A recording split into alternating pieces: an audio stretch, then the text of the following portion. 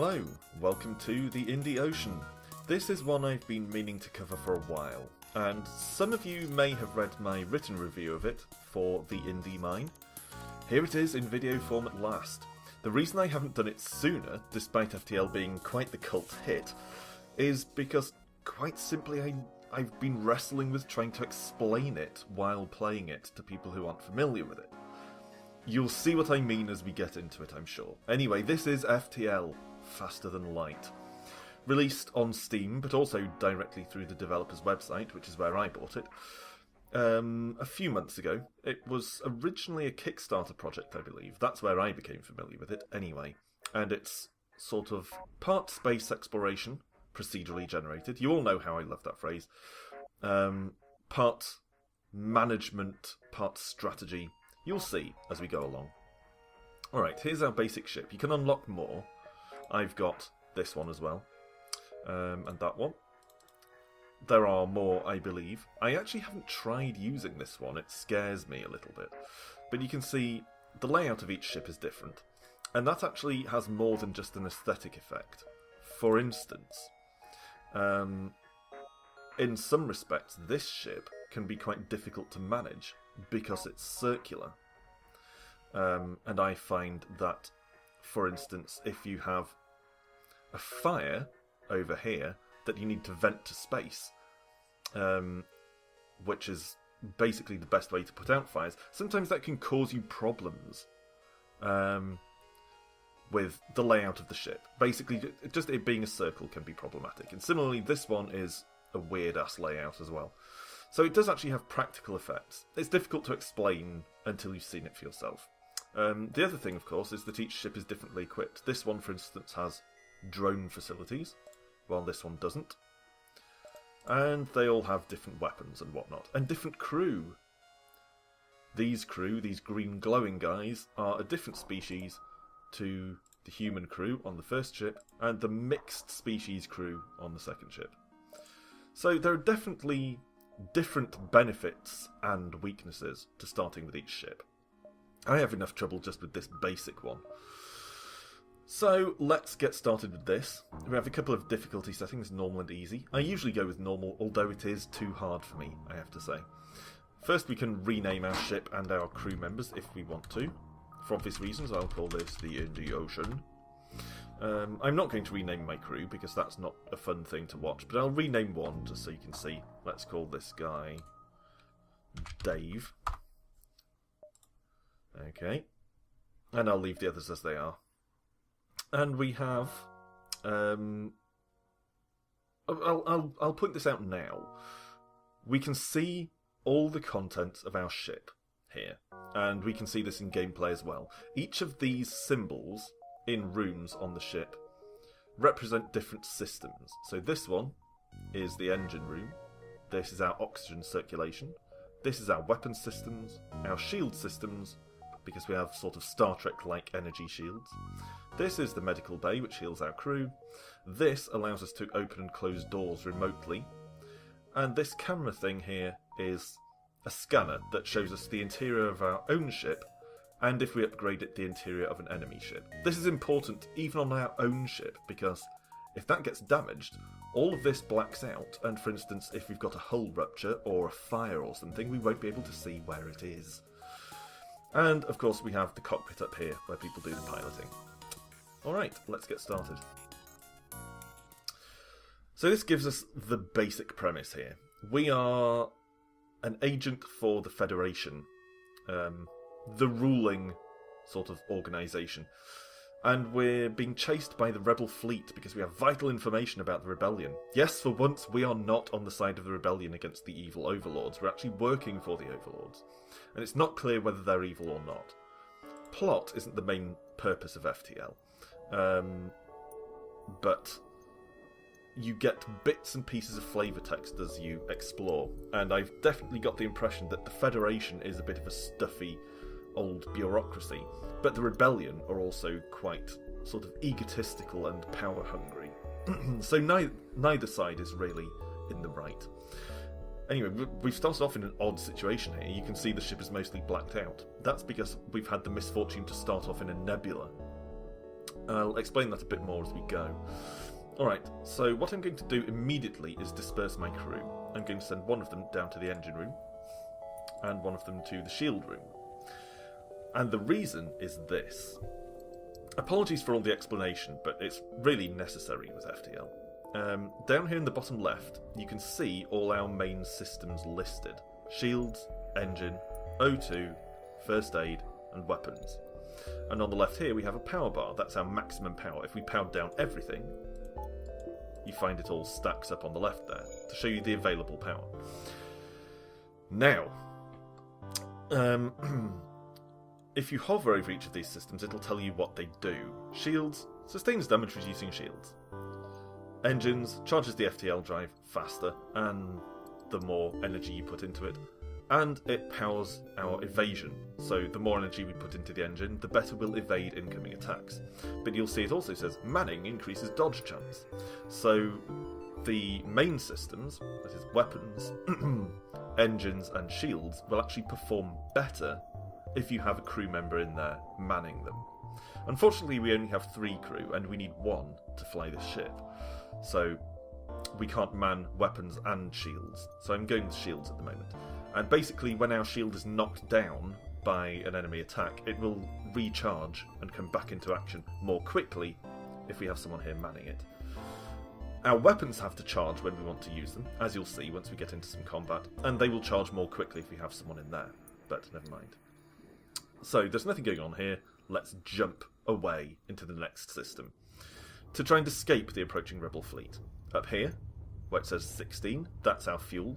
We have 16 jumps worth of fuel. We can get more from destroying enemies, from buying it at traders and all that sort of thing. We have 8 missiles for our Artemis missile launcher, which is one of our 2 starting weapons.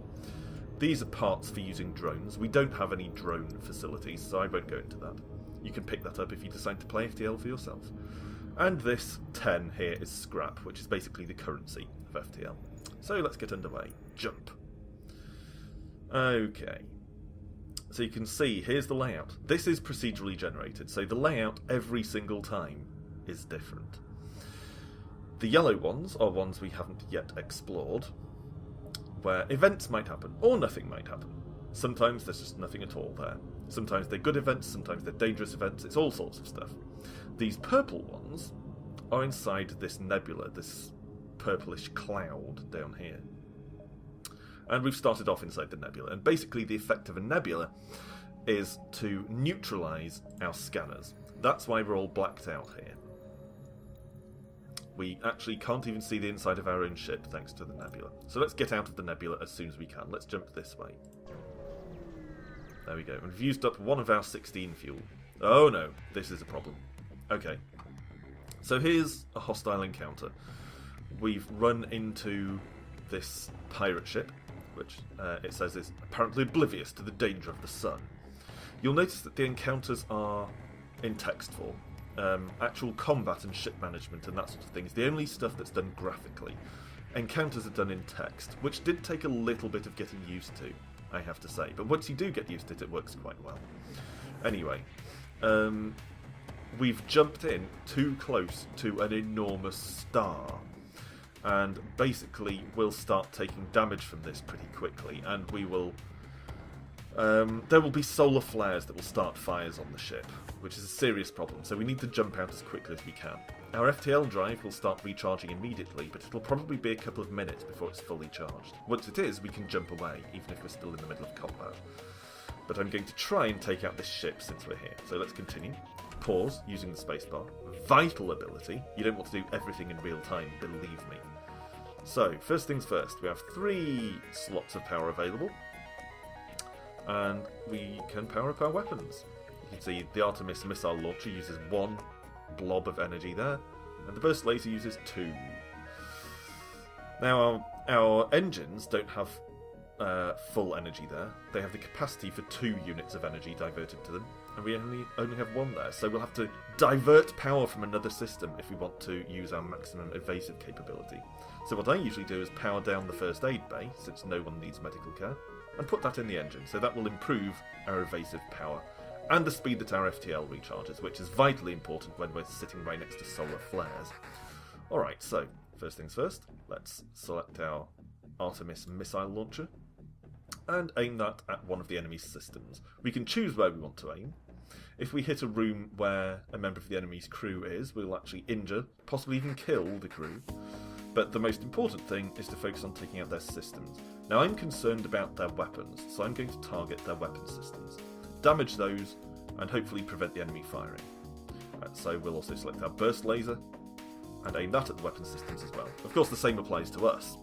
If the enemy damages our weapon systems, we won't be able to attack either. We'll have to send someone to repair it. Alright, here we go. Unpause. You can see both of our weapons are charging slowly. The missile launcher will charge slightly faster because its bar is shorter. And then when they're fully charged, we'll attack. Missiles are very useful. Our missile attack missed. Oh god. Okay, there was a solar flare. Pause. You can see it started a fire. Unfortunately, it's in a really irritating position. Now, we can send crew to try and put out fires, but they will sustain damage from the fire while they're doing it. So actually the most efficient way to put out a fire is to move all crew out of the way and then open the doors to the exterior, like this. No oxygen means no fire. So we'll move that guy out, and here we go. That means he can't man our engine anymore, so our evasion will be down and our FTL charging rate will be down. But he is manning the guns, so that's okay, that worked out. Okay, let's send another barrage. Missiles are in limited supply, we only have 7 left. But they do bypass shields, so they are a useful resource. Let's focus on taking out this enemy as quickly as possible. There we go. We haven't destroyed them. They still have 3 maximum or 3 hull health left, but they're surrendering. We'll give you some goods if you don't destroy us. They're offering us 5 missiles. The drone parts are no use to us, but the missiles and the scrap are. And they're actually offering us a weapon. I'll take that. Okay, so now that's done, we won't have to be in combat anymore. The fire's gone out, thanks to the lack of oxygen, so we'll use our close all doors button down here in the bottom right to close all the doors that we opened. Pink, obviously, as you might guess, means our oxygen supply is low in those rooms. If it gets too low, then anyone who's in those rooms will actually start taking damage. But they will become re-oxygenated pretty quickly by our O2 system. Fortunately, we didn't lose that much oxygen, so we'll move the guy back into the engine room. And hopefully our drive will charge pretty quickly, and then we can get away. Yes, jump. Another solar flare is about to come in. Let's move. We'll jump over here. Off we go. Oh no, another solar flare. You're shitting me. Okay, an automated rebel ship, which means no crew. Oh no, we've immediately got another fire. Okay, well I'm not going to vent that through the engine room this time. I will vent it forwards this way. That won't displace any of my crew. Alright, so unfortunately, until that fire goes out, you can see it's actually damaged our weapon systems. So we can't use both weapons, we can only use the Artemis missiles, which is definitely a problem. But we'll have to do what we can with it. Come on, charge up, charge up, charge up. Oh no, we've taken a hit on the first aid bay, but that's okay. No one needs first aid right now. I could send someone to try and repair the weapon systems, so that we could use our lasers, but right now, just escaping is more important, so I want to keep this guy in the engine room, charging up the drive, and I want to keep this guy here manning the shields for the battle with this rebel ship. That's my thinking here. Keep going. We must be almost there. Oh, God. Okay. No, another solar flare. That means more fire. But wait. Fire's gone out, so let's close all the doors. Alright, so these... We can't send someone in there to repair the weapon systems because they're too deoxygenated. He'll take damage. Oh, this is problematic. We'll just have to keep relying on the Artemis missiles, I'm afraid. So let's do that. Keep launching those. And we've got another fire in the weapons room again. So actually, we can't open fire at all now. Because it's red, that means it's completely out of commission. Orange means reduced functionality, but red means completely out of action. This is a serious problem. But FTL drive is almost charged, then we'll just jump away. Don't bother finishing up the fight, just get out of here. Come on, come on, come on. Okay, off we go. And there is a shop. So we'll go there, that should be peaceful. Wow, this was rough. The ship engineer has set up a small shop. Okay, close that for now, because I want to do a couple of other things. Firstly, we'll need to wait a second for our oxygen to recirculate. And this gives me an opportunity to show you this. Up here at the top next to jump we have ship. This is one of the uses of our currency, scrap. We can actually upgrade our ship. You can see, basically, we could spend 20 scrap to upgrade our shields, although we need to upgrade it twice. If you look at the chart on the right, we'd need to buy 2 upgrades before we gain an extra unit of shields. We could upgrade our engines, we could improve our O2 circulation and so on. But if we, for example, bought another unit of engine, that would improve our engine's performance, but it would also require an additional unit of power to go into it. So we'd have to either divert something from another system, maybe shut down our Artemis missile launcher, or we'd have to buy a reactor upgrade down here so that we're actually producing more power from the reactor. It's a problem, it's a balancing act, and it does get expensive pretty quickly. The other stuff we've got in the ship screen is a list of our crew, obviously only 3 at the moment, but you can get more from certain encounters. And different species have different benefits. Some are good engineers, some are good fighters. The Mantis, for example, are good at hand-to-hand combat, so if you get a load of Mantis crew, it's a good idea to try and buy a teleporter from a shop, so that you can teleport your Mantis crew aboard the enemy ship, take out the crew, leave the ship intact, and then you get more scrap and whatnot when you defeat it. All this stuff is high-level strategy, though. And you have a list of your equipment. If you recall, we got a new weapon from that last fight, Halberd Beam,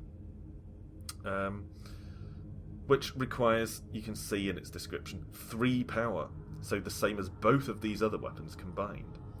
And what that does is it has partial shield piercing, like a normal laser, so its effectiveness is reduced if it has to go through a shield, but it's a lot more powerful than a standard laser.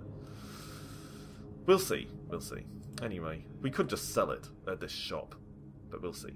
Anyway, what I am going to do is buy improved O2 circulation, because we keep having fires and I need to re-oxygenate as quickly as possible, so accept that. And for the time being, I'll put an extra unit of power in there to make these areas safe. There we go, you can see it's becoming safe.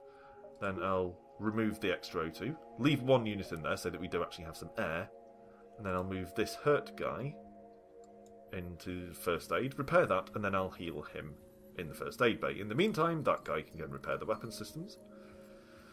And then we'll be back up and running, back in business. Now we're down to 4 scrap. We can't really shop at the store, but we can buy 1 fuel. That's not a lot, but it'll have to do.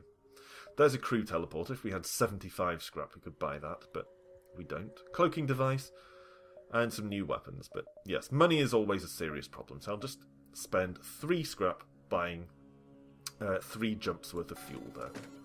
Oh, sorry, 1 jump worth of fuel. He has 3 in stock. Okay, fine. Okay, so the first aid bay is repaired, so let's divert. So actually we don't need to divert power, just put some power in there to heal him up. Should only take a few seconds, there we go. Then send him to help repair with the... or help with the weapon repairs. Get our weapon systems back up and running. And this will give me a chance to point something out. If you hover over your crew members on the left, you can see they have a list of skills, and each of them has a slight advantage in a certain skill. Dave here has a little bit of piloting skill. Aki has a bit of repair skill, represented by this spanner, and a bit of shield skill, and so on. They all have their own skills, and when they fill up that bar, they gain a level in that skill, and that element of your performance actually becomes more effective. Okay, so now that we've got our weapon systems repaired, put some power back into them, send our guys to their relevant areas, and jump out to our next random encounter over here. Okay. Nothing going on here. A quarantined planet. Nothing else happening, so this is sort of a blank space. There's the exit. Normally I'd explore a bit more, but in the interest of showing you what happens next, I'll go straight to the exit. This is the exit from this galaxy. You've arrived at the long-range beacon. When the FTL drive is charged, you can jump. A small NG research vessel is trying to fend off a Mantis ship. You move in to engage, but after a quick scan of your ship, the Mantis ship retreats. So we didn't even have to fight. Just for our presence here, the pirates escaped, or retreated. And we got a drone and some scrap for our trouble. Can't use the drone because we don't have a drone system built into the ship. But anyway, let's jump out to the next galaxy. You can see on the left here this red frontier approaching towards us, which will gradually creep across the map, is the rebel fleet. If that catches up with you, it's not game over. What it does mean is that you will have to fight well-equipped rebel ships every time you jump for as long as you're inside that area, so you really don't want that to happen. Let's jump to the next sector. And this is also procedurally generated. You have friendly sectors, hostile sectors, nebulas, where you'll have a lot of those spaces where you can't view anything inside your ship. And you jump onto the next area and continue exploring anew. Well, this video has been a little bit longer than my usual This Is videos, but as you've probably noticed, FTL kind of requires it.